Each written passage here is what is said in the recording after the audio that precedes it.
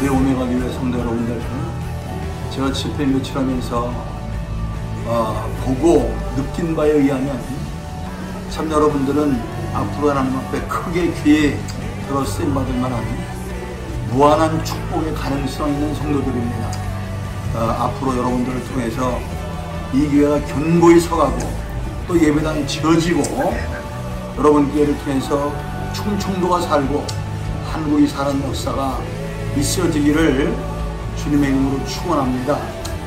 정말 이 교회 오는 자마다 은혜 받고 변화받고 새로워지고 축복받고 하나님의 놀라운 역사를 일으킬 수 있는 기적의 주인공들이 다 되어지기를 주님의 이름으로 축원합니다.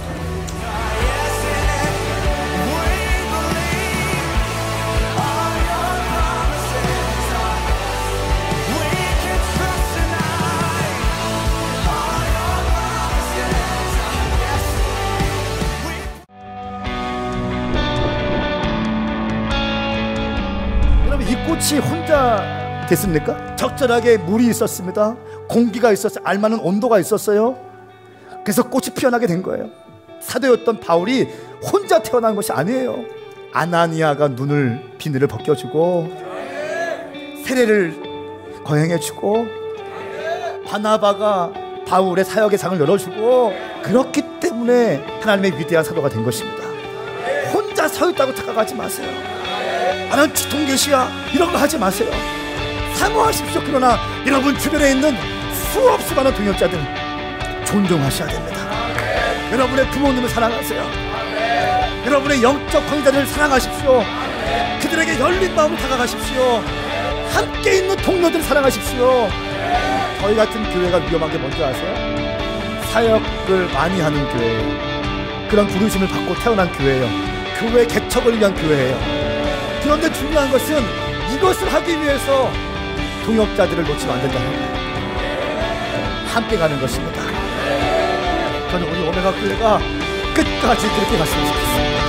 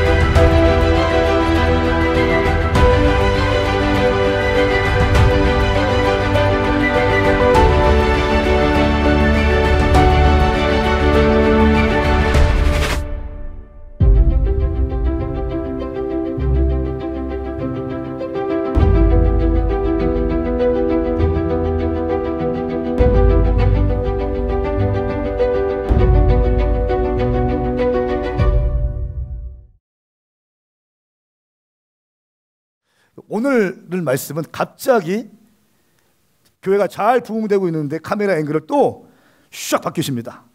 바꿔서 베드로의 사역에 포커스 딱 하십니다. 베드로가 두 가지 사역을 하는데 8년 동안 중풍병자 걸렸던 애니아를 살리고 구제와 선행의 아이콘이었던 다비다를 살리는 장면이 오늘 본문 말씀이에요. 저는 오늘 이 본문 말씀을 통해서 베드로가 사역을 하는데 그냥 은사 발휘하고 믿음을 활성화해서 중풍병자를 일으켜내고 죽은 사람을 살리는 것이 아니라 철저하게 예수님의 사역의 방식을 따라하면서 사역을 하고 사역을 완수하고 돌파가 있은 다음에도 예수님이 하신 것처럼 가난한 곳에 쑥 들어가는 모습을 뽑아내게 되었습니다. 그럼 오늘 이 큰 그림으로 말씀을 선포하고 싶습니다. 말씀 볼 준비 됐습니까? 사도행전 9장 32절부터 먼저 35절까지 말씀을 함께 읽겠습니다. 이 말씀은 살아계신 하나님 말씀입니다. 시작. 한편 베드로는 여러 지역을 두루 다니다 루다에 사는 성도들을 방문하게 됐습니다. 거기서 애니아라는 사람을 만났는데 그는 중풍에 걸려 침대에 누워 있은 지 벌써 8년이나 됐습니다. 베드로가 그에게 애니아여, 예수 그리스도께서 그대를 고치실 것이요, 일어나 자리를 정돈하시오. 그러자 곧 애니아가 일어났습니다. 루다와 사론에 살고 있던 모든 사람들이 그를 보고 주께로 돌아왔습니다. 아멘. 오늘 말씀 제목을 제가 그리스도를 본받아라고 하는 제목을 붙였는데요. 사실 이 책은 기독교 고전입니다. 고전의 제목이고 토마스 아켄퍼스가 쓴 기독교인이라고 한다면 반드시 읽어봐야 될 책입니다. 뉴욕타임즈는 이 그리스도를 본받아 이 책을 이렇게 소개했어요. 그리스도를 본받아는 성경 다음으로 그리스도인들이 가장 많이 읽은 책이다. 또 존 웨슬리는 이렇게 얘기했습니다. 그리스도를 본받아는 1000번을 거듭해서 읽더라도 결코 만족을 얻을 수 없다. 그 영적인 원리들은 묵상의 씨앗들이다. 따라서 거기에 담긴 내용들은 고갈되는 법이 없다. 그리고 유진 패서스는 이렇게 얘기했습니다. 그리스도를 본받아를 읽는 순간 우리는 어째서 이 책이 수대에 걸쳐 영적 독서의 베스트셀러 목록 가운데 앞머리를 차지하고 있는지를 깨닫게 될 것이다. 이렇게 얘기했어요. 예수님의 삶을 살아가는 것, 이것은 모든 그리스도인들이 반드시 추구해야 될 일이라고 믿습니다. 예수님의 삶을 따라가는 것, 예수님을 본받는 것, 예수님의 언어, 예수님의 사역, 예수님의 핵심 가치, 예수님의 비전, 이 모든 것들을 우리가 본받기를 원합니다. 근데 오늘 말씀 보니까 베드로가 예수님을 본받아서 사역하는 모습이 나와요. 첫 번째는 32절 말씀 보니까 한편 이렇게 얘기합니다. 바울에 대한 사역을 이야기하고 교회가 부흥되었더라 말하면서 카메라 앵글을 싹 돌리면서 한편 하면서 베드로는 시작합니다. 여러 지역을 두루 다니면서 루다에 사는 성도들을 방문하게 되었습니다. 여러 지역을 두루 다녔다. 예수님 하신 사역이 두루 다니면서 복음을 증거했던 사역이잖아요. 근데 예수님을 이미 영접한 성도들이 있었나 봐요. 두루 다니면서 복음을 증거했고 루다에 사는 성도들을 방문하게 되었다. 뭐 했다는 거예요? 신방하게 되었다는 거예요.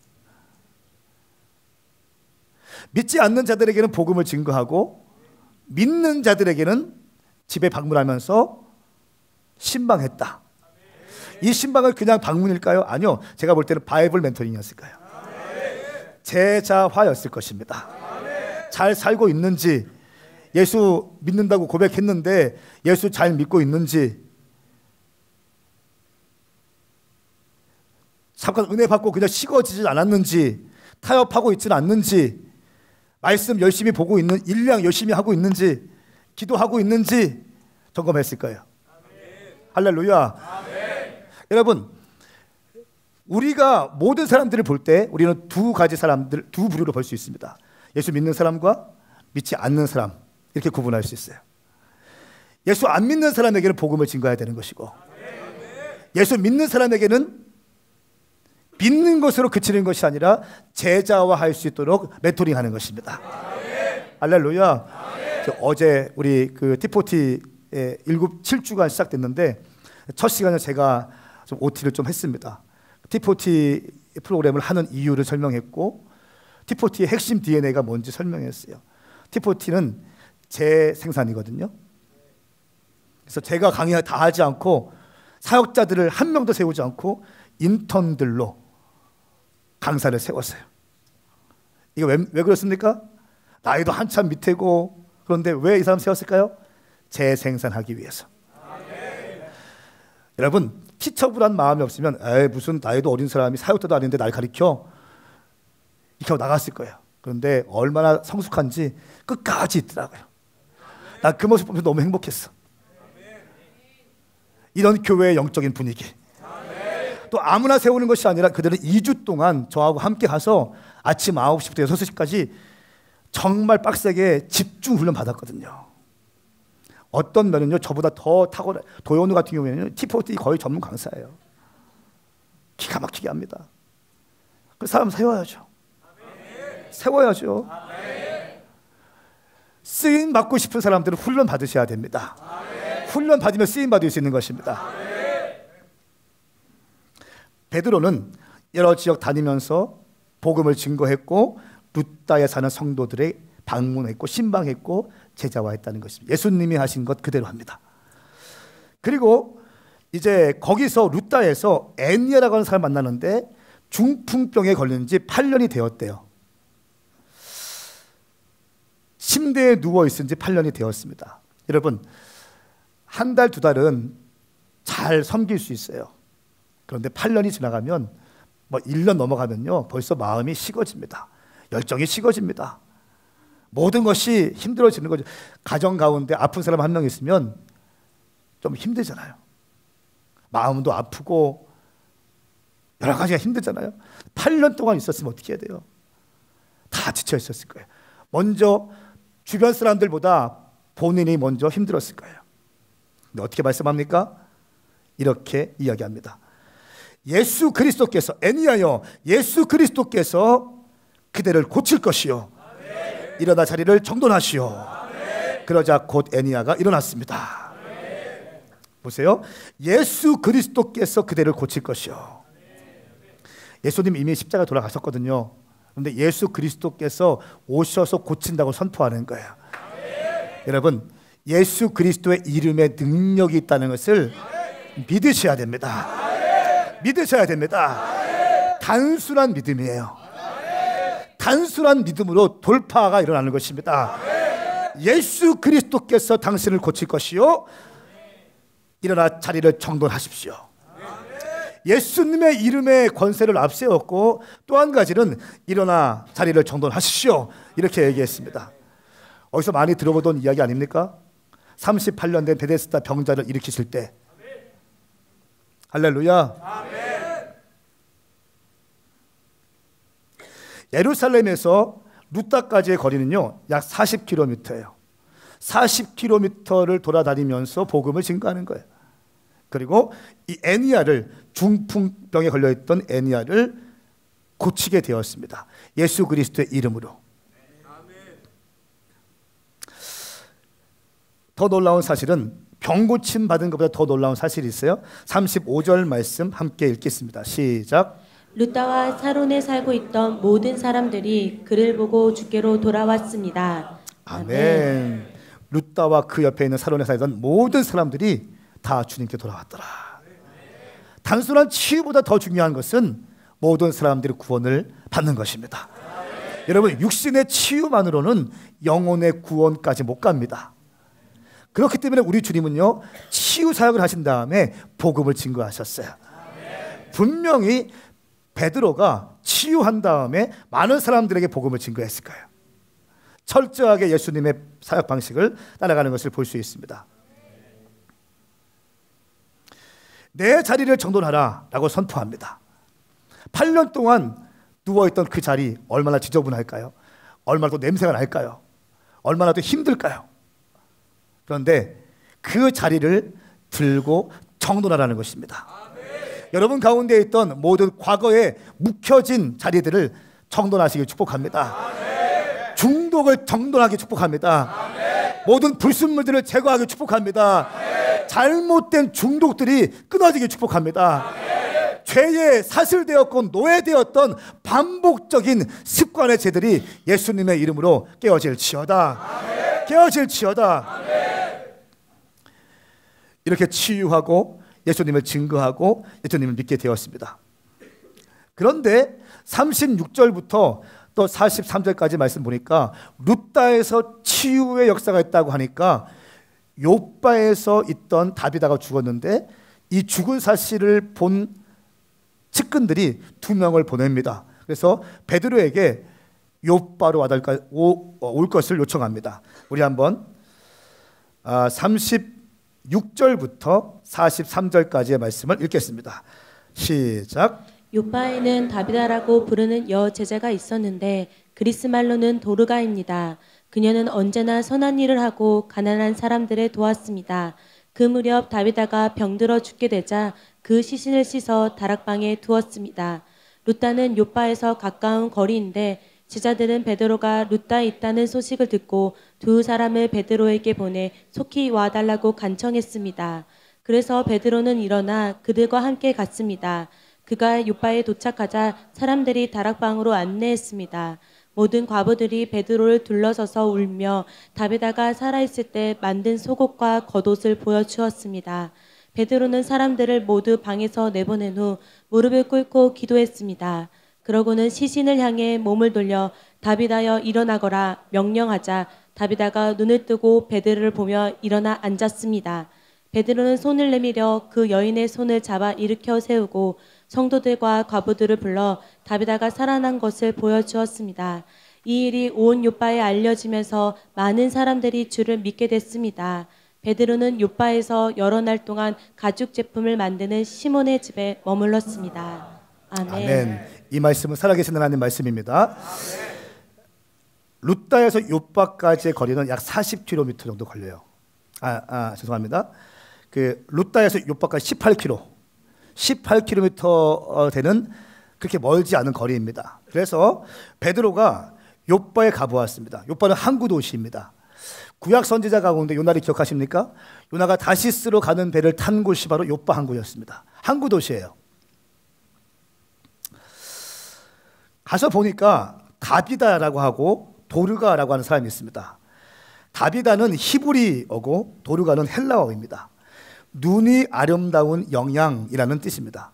눈이 아름다운 영양이라는 뜻인데 이 다비다가 죽게 되었어요. 36절 말씀 보니까 이 다비다를 향해서 이렇게 얘기합니다. 그녀는 언제나 선한 일을 하고 가난한 사람들을 도왔습니다. 말씀해요. 선한 일을 하고 가난한 사람을 도운 사람이었습니다. 근데 이 여인이 죽자 그 시신을 씻어서 다락방에 두었다라고 이야기하고 있습니다. 여러분, 유대의 장례 절차에 의하면요, 사람이 죽으면 먼저는 물로 씻습니다. 물로 씻은 다음에 모략 기름으로 그 시신의 몸을 깨끗하게 해요. 오늘 말씀 보니까 모략 기름으로 닦았다는 말이 없습니다. 그리고 1층에 둔 것이 아니라 시신을 어디다 둡니까? 다락에 둬요. 왜 이렇게 할까요? 왜 이렇게 했을까요? 왜 죽은 시신을 물로 씻어놓고 다락에 올려놓았을까요? 다락은 어디입니까? 집 옥상 아닙니까? 거의 제일 위 아닙니까? 죽은 시신을 옮기는 게 얼마나 힘들어. 그런데 왜 이 다비다를 옥상에 올려놓았을까요? 루다에서 요빠에까지 거리는 18km인데 다비다가 죽었다는 말을 듣고 요청합니다. 가서 보니까 다비다가 죽어 있어요. 이름을 두 가지 갖고 있어요. 헬라어 이름과 히브리어 이름 갖고 있어요. 이 사람은 히브리파 유대인이 아니라 헬라파 유대인이 있을 거예요. 그리고 국제적인 감각을 가진 사람이었을 거예요.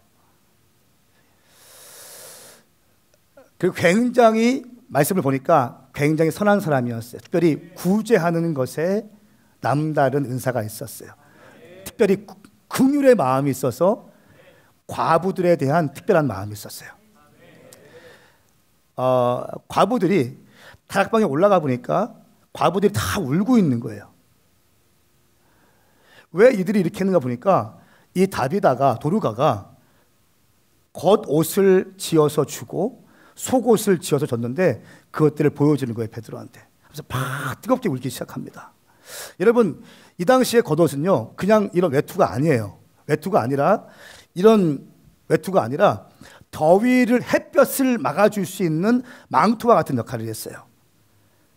그리고 밤에는 너무 춥기 때문에 추위를 막아주는 또 보호막이었어요.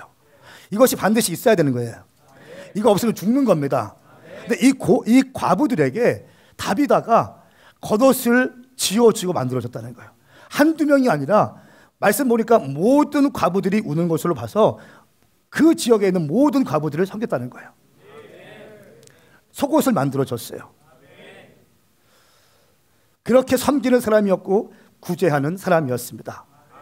여러분, 말씀을 볼 때 또 이 다비드, 죽은 다비다를 왜 모략기름으로만 씻지 않고 물로만 씻고 거기 다락방에다 놓았을까요? 다락방이 주는 영적인 의미가 있습니다. 이들은 그것을 알고 있기 때문에 그 시신을 다락방에 올려놓은 것입니다. 첫 번째는 구약 선지자 엘리야 선지자가 사르밧 가부의 아들을 고칠 때도, 치유할 때도 다락방에서 치유했어요. 그리고 그의 후계자 엘리사가 수넴 여인의 아들을 치유할 때도 다락방에서 치유했습니다. 오순절 성령 강림의 역사가 일어나는 곳도 마가의 다락방이에요. 그리고 예수님의 성만찬, 마지막까지 성만찬 하셨던 곳도 다락방이었어요. 이 다락방이 주는 영적인 의미를 알기 때문에 그 욥바에 사는 사람들은 다비다의 시신, 구제와 섬김의 아이콘이었고 착한 일을 많이 했던 그 도르가를 그냥 보내줄 수 없어서 물로 씻어서 어떠한 집에 다락방까지 올려놓았던 것입니다. 이건 어떤 것을 의미합니까? 다비다가 다시 한번 살아날 수 있을 것이라고 하는 믿음의 태도를 의미하는 것입니다. 이렇게 준비한 다음에 베드로를 부르는 것입니다. 사랑하는 여러분, 무엇을 하든지 태도가 중요합니다. 태도가 중요해요. 학생에게는 학생의 태도가 있습니다. 할렐루야. 자녀들은 자녀의 태도가 있는 것입니다. 기독의 역사를 보기 위해서는 기독의 역사를 보기 위한 태도가 준비돼야 한다는 것입니다. 근데 이들은 준비됐어요. 영적인 의미를 알고 있었어요. 깨닫고 있었습니다. 그리고 믿음으로 죽은 시신을 물로 씻어서 다락방에 올려놓게 되었습니다.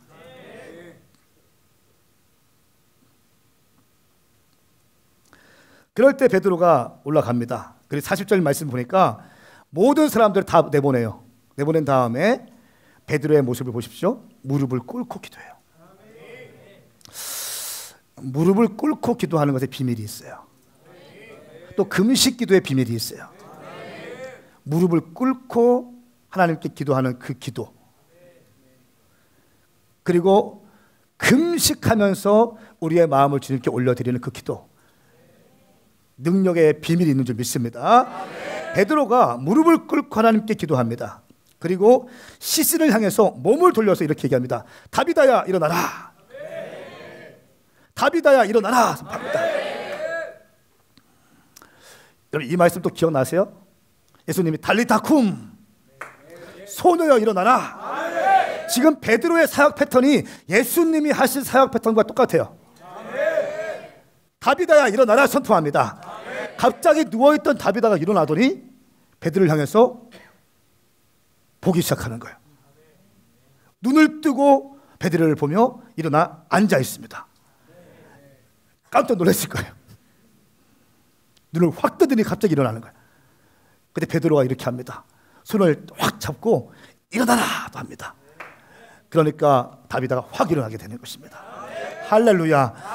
그리고 이 사건을 통하여 많은 사람들이 예수를 믿게 되었더라, 이렇게 말씀하고 있습니다. 이 다비다가 살아났을 때 얼마나 많은 사람들이 행복해했을까요?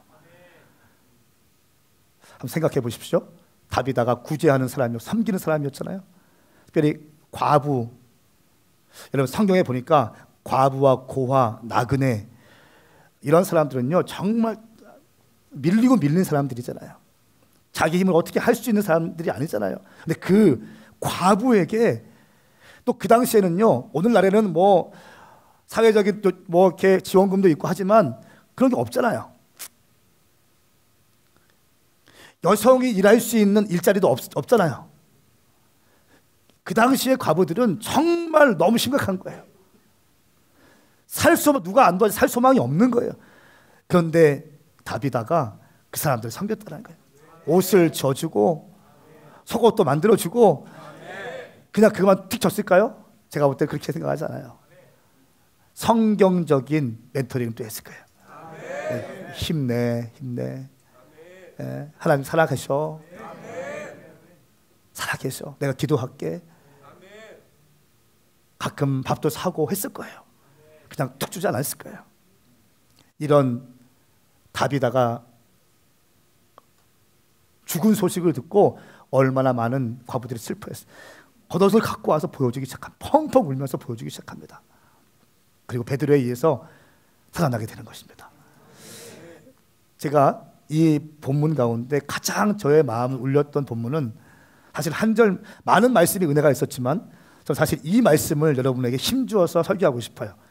43절 말씀입니다. 함께 읽겠습니다. 시작. 베드로는 요파에서 여러 날 동안 가죽 제품을 만드는 시몬의 집에 머물렀습니다. 아멘. 아멘. 아멘. 여러분, 가죽 제품을 만드는 시몬의 집에 머물렀다 이렇게 말씀하고 있습니다. 이 가죽 제품을 만든다는 오늘날은 가죽 뭐 그런 게 있잖아요. 만들고 가방도 만들고 뭐도 뭐 어떻게 하고 옷도 만들고 뭐 하잖아요. 되게 전문가잖아요. 그죠? 전문가고 뭐 뜨개질도 하고 전문가잖아요. 좋아요. 근데 그 당시에 가죽 만드는 사람은요, 동물을 잡아야 돼요. 일단 동물을 잡아서 털을 다 벗기고 그 가죽으로 무엇인가를 만들어내는 사람이에요. 그리고 유대 관습에 의하면요, 부정한 짐승들의 피를 튀겨가면서 무엇인가 만드는 것은 굉장히 천한 직업이었어요. 제가 좀 찾아보니까 이 당시 유대 백성들의 생활 풍습을 기록한 책을 보니까 이렇게 나와 있어요. 가죽 제품을 만드는 사람의 아내들은 언제든지 이혼을 신청할 수 있어요. 언제든지 이혼을 신청할 수 있고 이혼을 신청하면 무조건 이혼해야 돼요. 그만큼 힘들고 그만큼 사람들이 인정해주지 않았던 것이 가죽 제품 만드는 사람이었어요. 짐승을 잡아야 되죠. 또 이 당시 유대적인 이 생활 풍습이니까 부정한 짐승도 잡아야 되고 하니까 이거 굉장히 힘든 거였어요. 짐승들 피가 막 다 묻어 있고 냄새 나고 비린내 나고 이런 거니까, 이런 일이니까 너무 힘든 일이었다는 거예요. 여러분, 그런데 베드로가 어디로 들어갑니까? 중풍병자 8년 동안 누워있던 애니아를 살리고 다시 먼 길 와서 죽은 사람 다비다를 살렸던 베드로가 어디 갑니까? 가죽 제품 만드는 사람 시몬의 집으로 들어가요. 거기서 여러 날을 있습니다. 이 말씀이 있는데 얼마나 은혜가 되든지 예수님의 사역을 그대로 배우고 있어. 엄청난 돌파를 일으킨 다음에 어떻게 합니까? 예수님 한적한 곳에 가셔. 그리고 갑자기 밤늦게까지 사역하셨는데 새벽에 일어나서 기도하셔. 그리고 또 어떻게 합니까? 삭개오의 집에 유하셔. 남들이 다 거부하고 거절했던 삭개오, 민족의 배신자 삭개오의 집에 들어가서 거기에서 유하십니다. 그러니까 예수님의 모습을 베드로가 지금 그대로 따라하고 있는 거예요.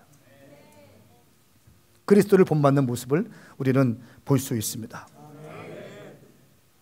천대받고 아무도 알아보지 않고 자기 아내까지도 언제든지 이혼 신청하면 이혼을 할 수밖에 없던 그 삶을 살고 있던, 하루하루 짐승 잡아서 피 튀겨가면서 무엇인가 만들어서 팔고 그 돈 몇 푼 받아가지고 끼니를 연명하던 그 사람의 집에 들어가서 함께 머문다는 사실입니다. 예수님 보십시오.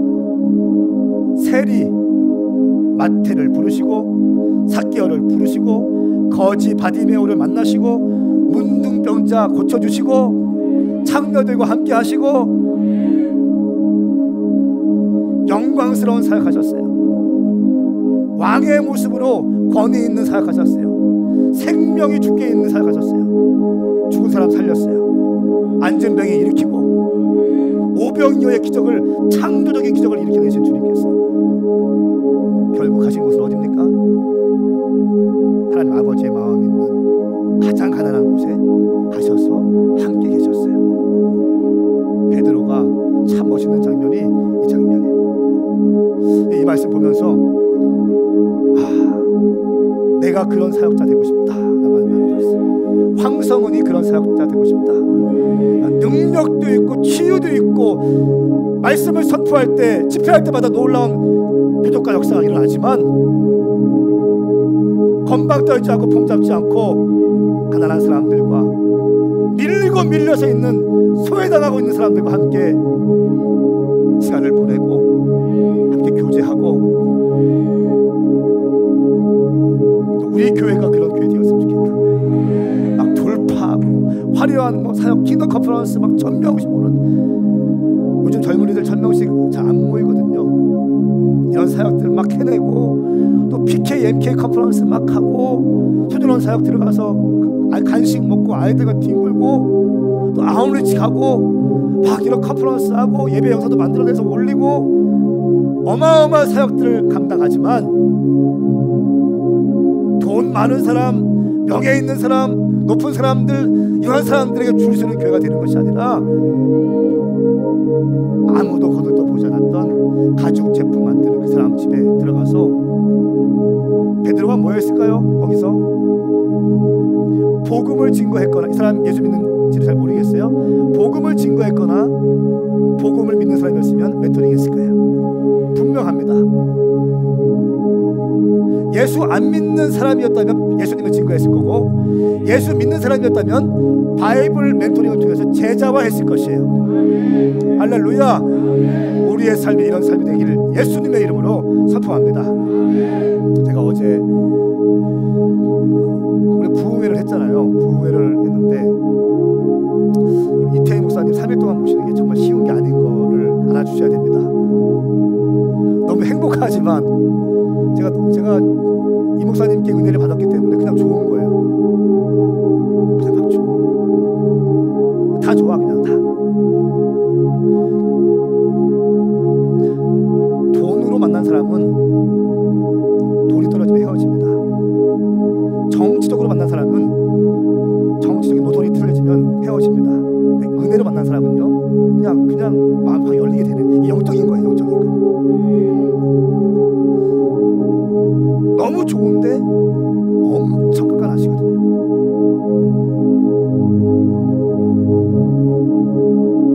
제가 정말 많이 사모했거든요.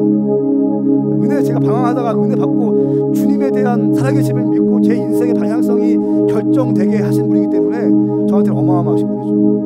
그러니까 은혜 받고 막 설교 테이프를 100번씩 듣고 차 타고 다닐 때도 일부러 볼륨 약하면 은혜가 떨어지는 것 같아가지고 빨리 키워놓고 사람 다 들으라고 창문 내려놓고 설교 듣다가 또 막 울면서 차 세워놓고 막 기도하다가 하고 이런 시간이었어요. 얼마나 저한테 막 의미가 있겠어요. 24, 5년 전에 하신 설교를 똑같이 하세요. 그런데도 은혜가 돼. 할렐루야. 테이프를 많이 듣고 뭐 사모했으니까 그분이 물수건으로 막 닦는 거 있잖아요. 닦는 타이밍도 제가 정확히 알아요. 아, 지금쯤 한번 물수건 닦으시겠다. 여지없이 닦으시더라고요. 지금쯤 커피를 드시겠다. 야, 자리 옮겨. 요것도 하시겠다. 정확히 하시더라고요. 막 증거하시다가 지금쯤이면 테이블 한번 치시겠다. 정확히 치시더라고요. 참 좋았어요. 열심히 섬겼습니다. 매일 같이 사우나 가서 손 주물러 드리고 또 등 밀어 드리고 했죠. 즐거움이고 기쁨이었어요. 그러니까 제가 일용할 양식도 뭐 제대로 준비할 시간 없어가지고 찜질방에서 주무시는 그 시간에 얼른 가가지고 말씀 보고 막 메모해가지고 아마 금요일자 일용할 양식이 그랬을 거예요. 할렐루야 막 이렇게 찜질방에서 할렐루야.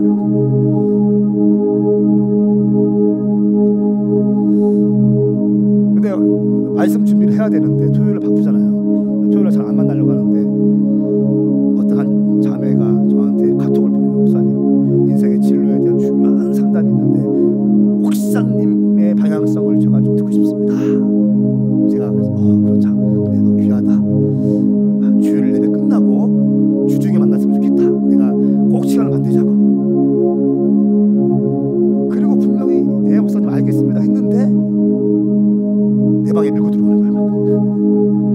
일단 앉아. 1시간 동안 또 막 얘기했다는 거 아니겠어.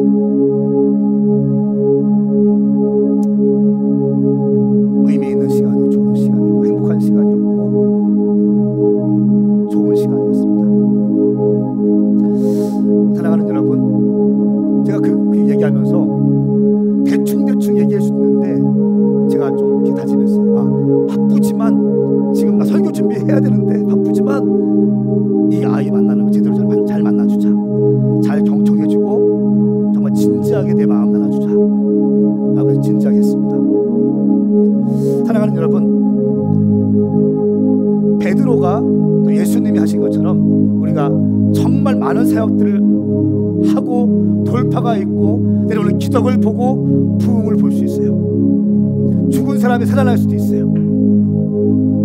8년 동안 중풍병에 걸렸던 사람이 회복될 수도 있습니다. 그리고 그 치유의 끝에는 반드시 복음이 증거돼야 되는 거예요. 그리고 복음을 증거하고 치유를 일으킨 그 사역자는요, 어디로 가야 됩니까? 한적한 곳으로 가야 돼요. 예수님처럼 새벽 미명에 일어나셔야 돼요.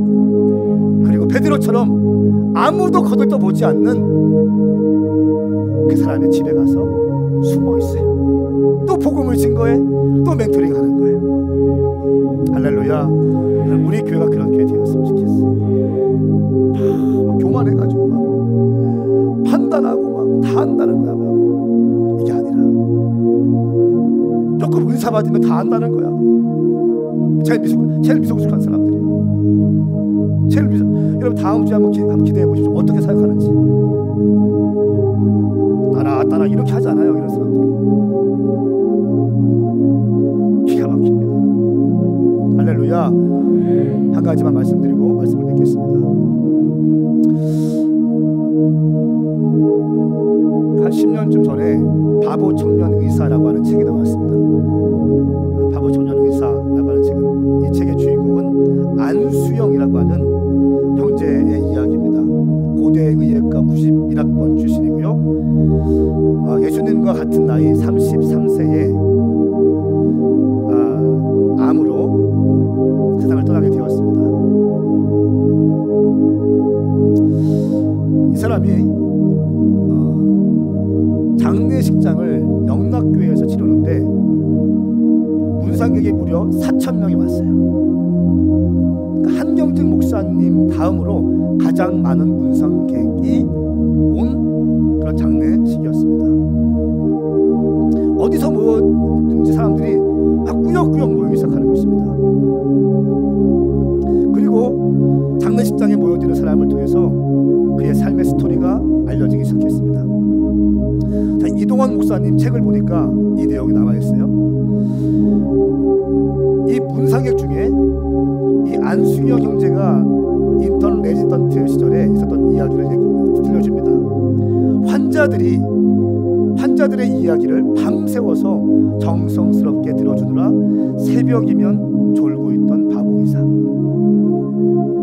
병원에 입원했던 한 어린 아이와의 약속을 지키기 위해서 선물 꾸러미를 들고 그 귀한 시간을 쪼개서 부산까지 내려가서 어린 아이와의 약속을 지켰던 바보 의사. 간호사들이 실수로 깨뜨린 약병을 자신이 대신 책임을 지고 묵묵히 새 약병을 그 자리에 다시 채워넣었던 바보 의사. 병원에 파업이 벌어져서 모든 의사들이 환자 곁에 떠나갔을 때 왕따를 당하면서까지도 밤새워 환자들 옆에서 환자들을 돌보았던 바보 의사. 갑자기 장례식이 진행되고 있는데 할아버지 한 분이 그의 영정사진 앞에 와서 대성통곡하면서 막 울고 계신 거예요. 그리고 이렇게 외치기 시작합니다. 저 사람은 처음으로 나를 인간으로 대했던 사람입니다. 이 할아버지는 그 병원 앞에서 구두 닦기를 하던 할아버지였습니다. 그는 하루도 빠짐없이 그 노인의 손을 잡아주고 할아버지 춥지 않으세요? 예수님의 사랑 가득 담긴 말로 위로하고 인사하며 복음을 전해주었던 바보 의사였습니다. 병원에서 세탁물을 담당하던 한 아주머니는 이렇게 얘기합니다. 그는 진정으로 예수님의 사랑을 나에게 가르쳐준 사람입니다. 그는 진정으로 나를 위로하고 예수님의 심정으로 복음을 전해주었던 사람입니다. 이렇게 얘기해요. 이동환 목사님이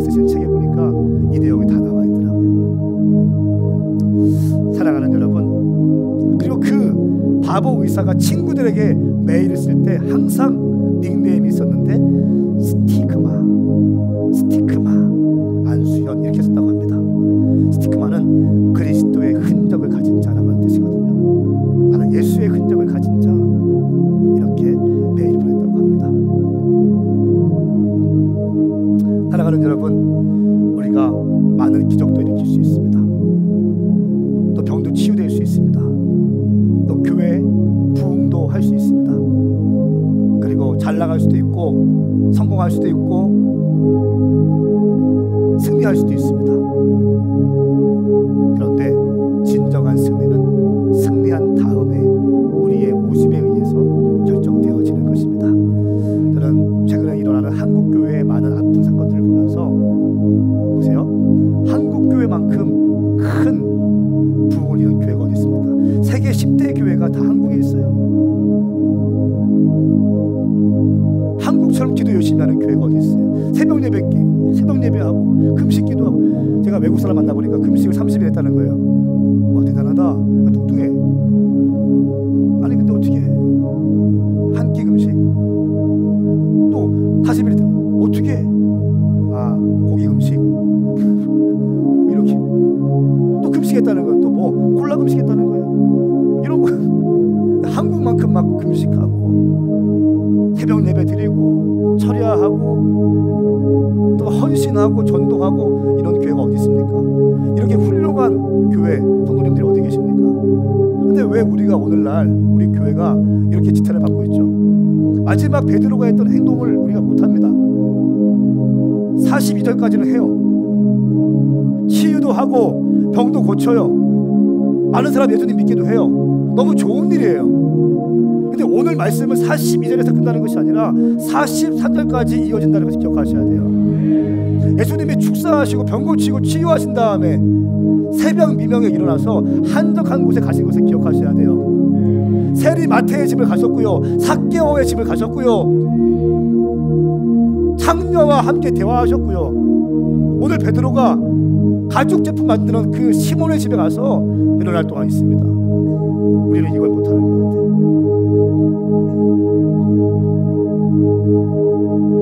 이거 하셔야 됩니다. 아멘. 또 한 가지 중요한 포인트는 우리가 제가 죽어서 저의 장례식이 시작될 때 장례식장에 오는 사람들이 그냥 밥 한 그릇 먹고 가는 것이 아니라 뭔가 진한 여운을 남기고, 황성은 목사 참 다른 건 모르지만 청년과 다음 세대를 위해서 단순하고 순수하게 자기 삶을 드렸던 사람이야. 저는 그 얘기 듣고 싶어요. 저는 그 얘기만 들으면 돼요. 여러분 인생에 한번 보십시오. 내가 죽을 때 내 장례식장에서 사람들이 어떤 얘기를 할까?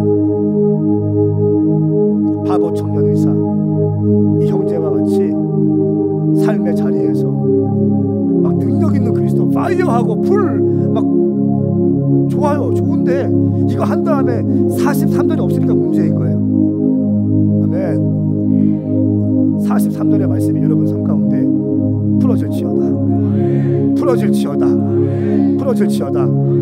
함께 일어나시겠습니다. 우리 같이 좀 기도했으면 좋겠는데요. 그리스도를 본받는 삶은 능력과 돌파가 있지만 가장 낮은 곳으로 가는 것입니다. 가장 낮은 곳으로 가는 거예요. 우리 교회가 부흥되고 막 뭐 하고 그럴 때일수록 우리는요, 소년원 사역을 더 집중해야 돼요. 할렐루야. 여러분, 소년원 사역을 우습게 여기지 마십시오. 거의 대부분 깨어진 가정들이고요, 거의 고아들입니다. 그곳에 가서 복음을 증거하는 사람들 말씀을 잘 증거하십시오. 저는 우리 교회가 정말 돌파하고 군대와 같은 영성 다 좋아요. 그런데 정말 겸손했으면 좋겠어. 폼 잡고 있고 막 어깨에 뽕 이만큼 올라와서 있는 게 아니라 겸손하고 납작 엎드려져서 감사를 입에 달고 살고 어제 우리 김명훈 간사가 막 저희 사역자 부부들까지, 가족들까지, 식구들까지 다 어디 좋은 데로 초청하더라고요.